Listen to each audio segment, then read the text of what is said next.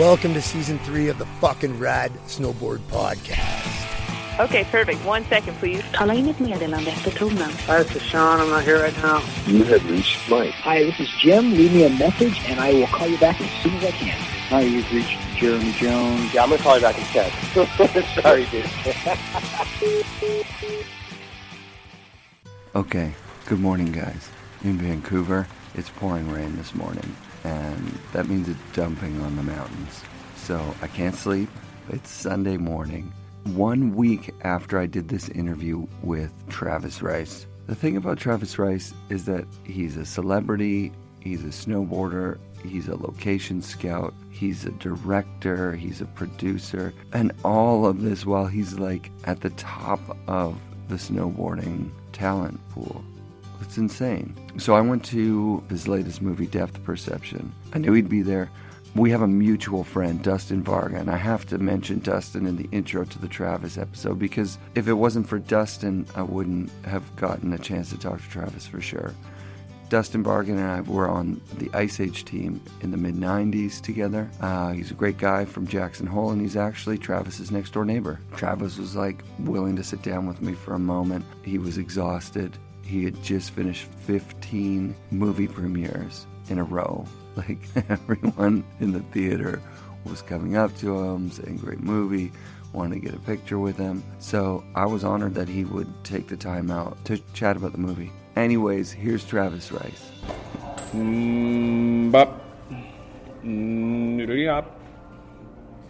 Yeah, it's good to finish. The film came full circle. Like, it was intentional that we ended it in Vancouver. We wanted to end it in BC. Did you write the film, pitch it, and say this is a spot, or were you there and the film came to you?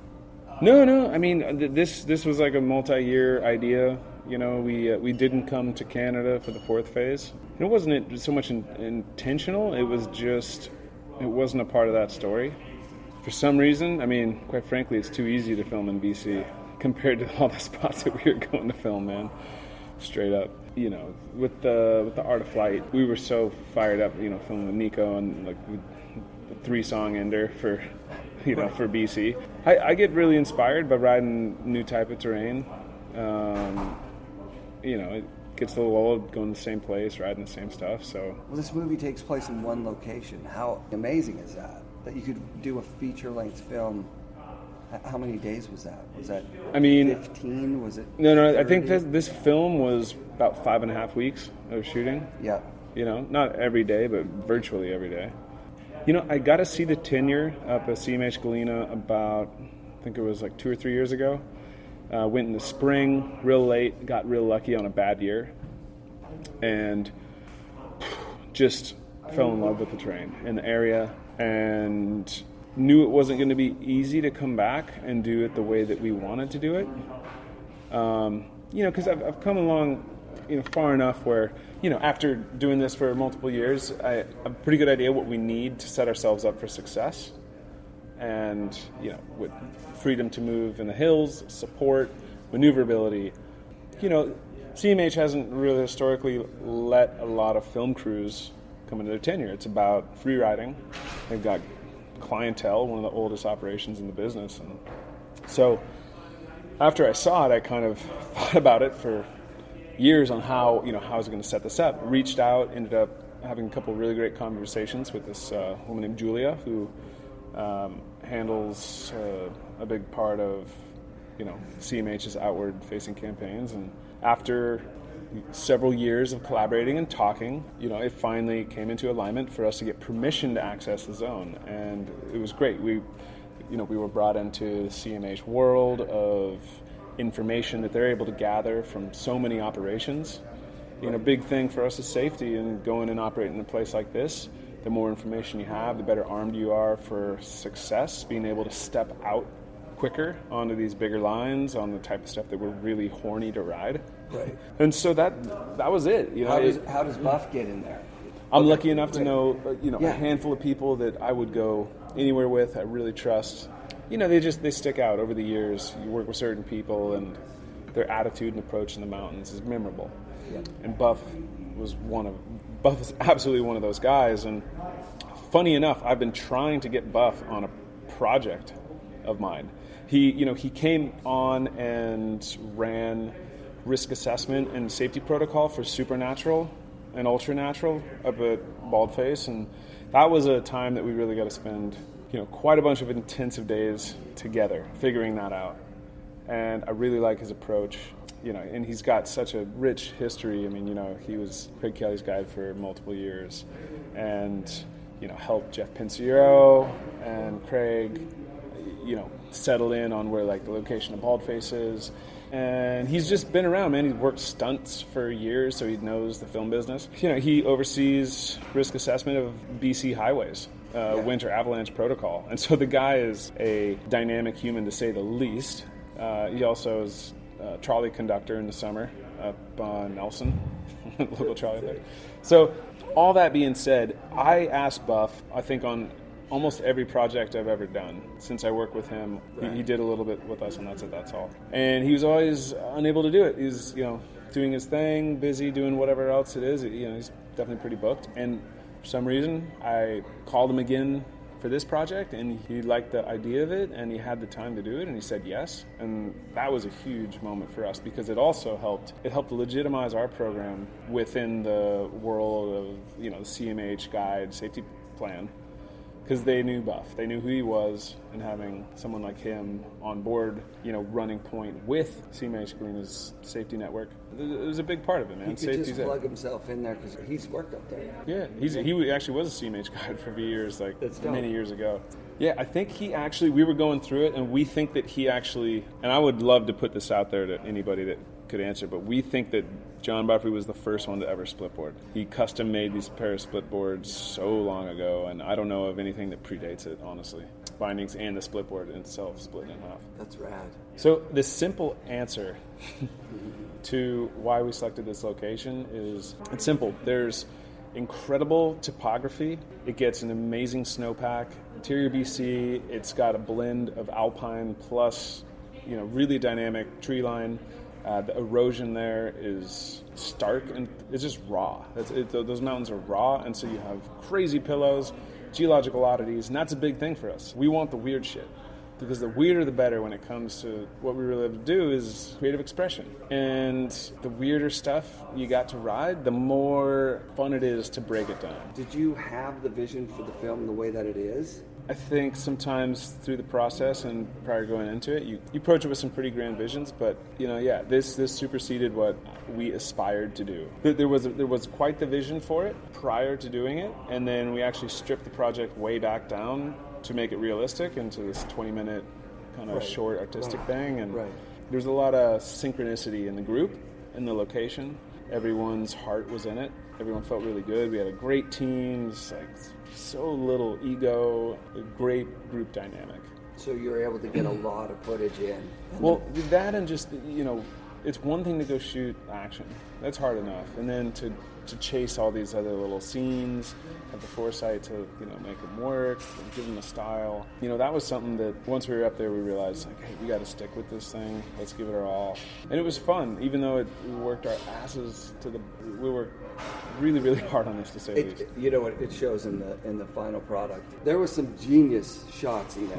I know you had to be moving that camera somehow. I think maybe someone was follow camming like this, and it was on a gyroscope, and you had a screen where you could make that shot perfect. I can't believe it. Well, it's fun for me to sit here and hear you hypothesize about how because it's a mystery. It's like I just went and saw a magic show. You did a fucking amazing job. Thank you, man. I mean, I really appreciate, hearing that from someone who obviously is an appreciator of all things snowboarding. And, I definitely don't want to understate how much of it was, of course, a group effort. Little things like Brian bringing his character and who he is, how he approaches snowboarding. His whole big pink thing, that was essentially all his idea. Just this is my thing. Sweden, Robin, the little tiny house, that's where they were living, straight up. That's where they were living. And it was just too perfect. And I mean, co-director Chris Murphy, who's with, Chip Taylor, who's out here. Do I start listing off? It's this guy, Zach from Helio just was able to bring all of the animation to life. That little animation would have taken me a lot of time, a lot of effort. I had the initial desire to really go a step further into these incredible areas that we get to go. And I love that we've been able to highlight them over the years making the films we do. But it's always just doesn't feel like enough, truly. I mean, and so going to the single location and actually being able to do a whole film on a single location and dive deep into this particular place and the magic of those forests that are there and the research behind it about, interconnectivity, symbiosis, the flora and fauna, geology, the climatology, the hydrology of the area.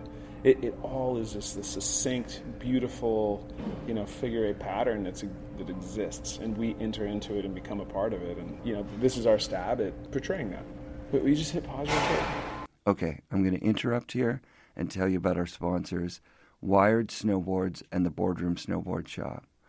Both of these companies are out of Vancouver. I like to do things locally.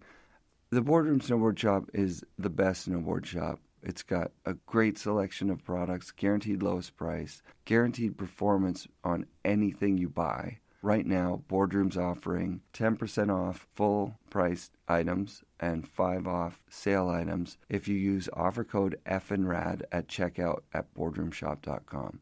They ship to Canada and the United States. Also, check out Wired Snowboards, Rob Dow's new company. It's a Vancouver-based company. All their boards are built in Vancouver. Rob's got state-of-the-art facilities down there. He's the inventor of some technologies that make boards ride amazing. I've got my board on order right now, and I cannot wait to get it. I got a dedicated PAL board for the Quiver. And Rob has offered our listeners 10% off this year's boards. Use the offer code FNRAD at checkout at wiredsnowboards.com. Rob's a good guy. Support a good company. If I can convince just 10 of you guys to buy boards from Wired, I get a free board next year. So if you're looking for a way to support the podcast, go to wiredsnowboards.com, buy a snowboard, use the offer code FNRAD at checkout, and save 10% on an amazing hand-built snowboard.